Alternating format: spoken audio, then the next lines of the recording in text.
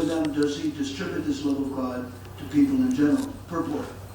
Distinguishing between pure devotees and internal and confidential devotees, Srila Rupa Goswami in his book Upadeshamrita traces the following gradual process of development. Out of many thousands of karmis, one is better when he is situated in perfect Vedic knowledge. A comment. It's also described. This is also described in Chaitanya Charitamrita, Madhya Lila chapter 15, when Satyaraj Khan asked Gauranga, "How do we make advancement as a household?" So Gauranga describes it there, starting from shloka number 104. And it's also described in another way in Chaitanya Charitamrita Madhya Lila chapter 5. Out of many, many thousands of karmis, one is better when is situated in perfect Vedic knowledge. In Chaitanya Charitamrita it says, if one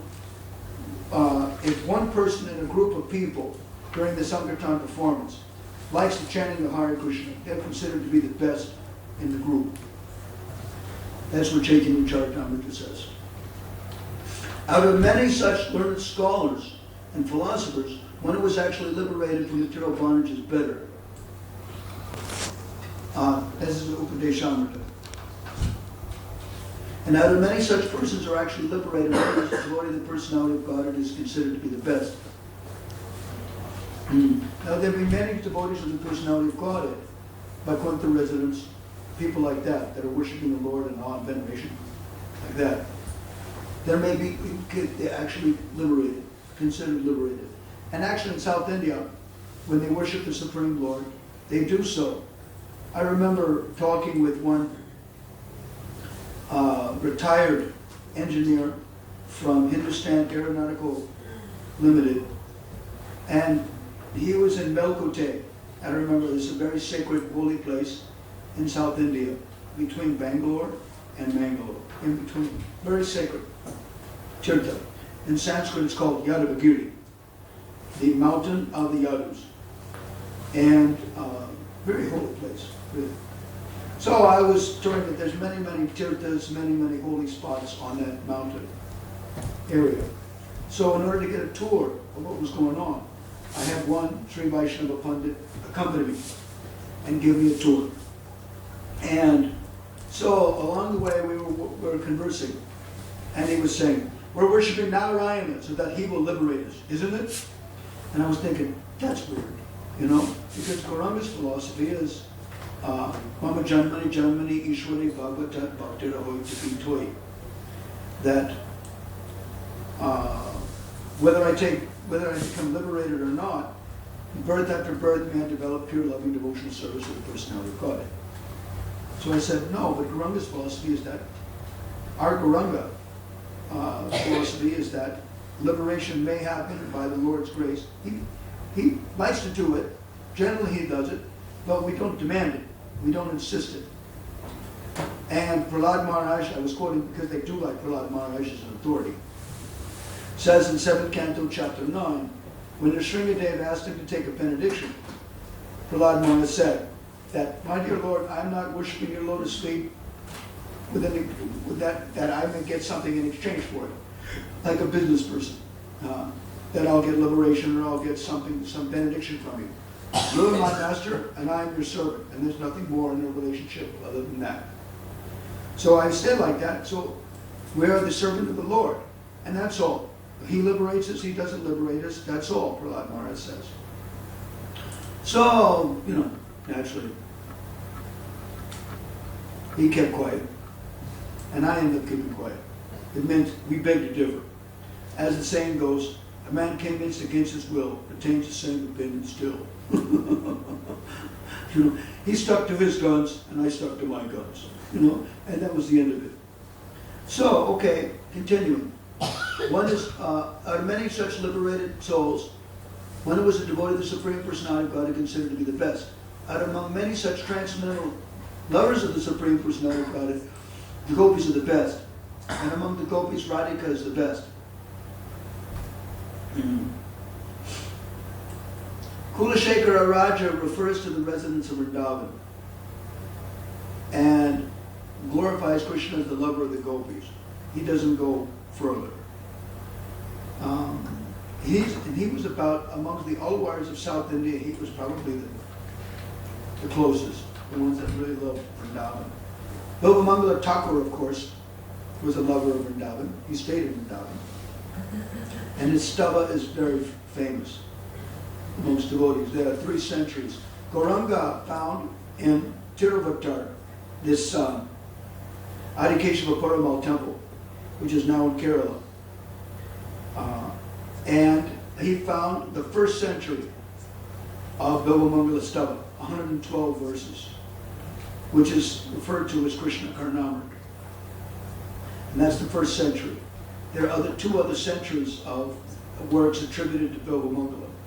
And many of those works attributed to Bilvamangala have many Bhagavatam shlokas and many things like that. So it is difficult to ascertain if he wrote it or somebody else did. And also the same thing can really be said about Srila Rupa Goswami's Padyavali, because it's a compilation. It's a compilation of work of other people, mostly. He threw in a few of his own shlokas in there, but mostly it was his shloka book of cool, interesting verses that he liked, that he collected from different acharyas. Many of them were ambiguous. They were agyata kavitas. Nobody knew who wrote them. Some of them wished to remain anonymous, because although they did the poetry, the inspiration came from the personality of God. So why should I get credit for it? So many devotees wanted to be anonymous, like that. So Padyavali is like that. So when somebody wants nectar, we don't care who wrote it, ultimately speaking. So Bilvamangala Thakur's, yet if you want to try to ascribe a work to a particular author, there's writing style. That's one way of helping, but that's still not conclusive proof. They would check different manuscripts and different things like that. Like, for example of that, there's Chaurastikam and Charakraganya Purashastikam. Both look very, very close in writing style, like that. It could be some Pushti Margi, some Acharya. Who knows who wrote it, but they're really neat. Like that. So when you want to try to nail it down, who wrote this, trying to ascribe authorship to some particular work or glorification of the personality of God, it may be difficult to do. But devotees that are rasada, that are actually interested in relishing, asvadan, that are interested in relishing, they don't really care where it comes from, really. It says the gopis are the best, and among the gopis, Radhika is the best. Srimati Radhika is very dear to Lord Krishna, and similarly her pawn, Shamakund and Radhakund, are also very dear to the personality of Godhead. That's mentioned in Upadesha Amrita, toward the very end, basically the last shlokas. Srila Bhaktisiddhanta Saraswati Thakur comments in his Anubhashya that among the 5 tattvas, 2 are energies, Shakti tattva, and 3 others are energetic, Shaktiman tattva. Energies, this is basically referring to Gadadhar and Srivas Thakur. The other three are Shaktiman tattva, which are Vishnu tattva. That's Gauranga, Nityananda, and Advaita Acharya. And unalloyed and internal devotees are both engaged in the favorable culture of Krishna consciousness, untinged by philosophical speculation and furtive activities. They're all understood to be pure devotees. And among them, who simply engage in conjugal love are called Madhurya Bhaktas, or internal devotees. The love and services of parental love, fraternity, servitor are also included in conjugal love of Godhead. In conclusion, therefore, every confidential devotee is a pure devotee of the Lord. In Adi Lila chapter 4, verse 19, it's stated that whatever relationship a devotee covets, wants to worship the Supreme Personality of Godhead, I reciprocate with them accordingly, and that is my nature. So in the same way, Sriji, Srimati Radhika, wishes all the devotees to relish any relationship with Krishna, and therefore she helps and assists in all relationships. not only the Maturya, but also in parental relationship, and also in Sakya, and also in Dasya. She helps the devotees in all those relationships as well. And so every confidential devotee is a pure devotee of the Lord. Confidential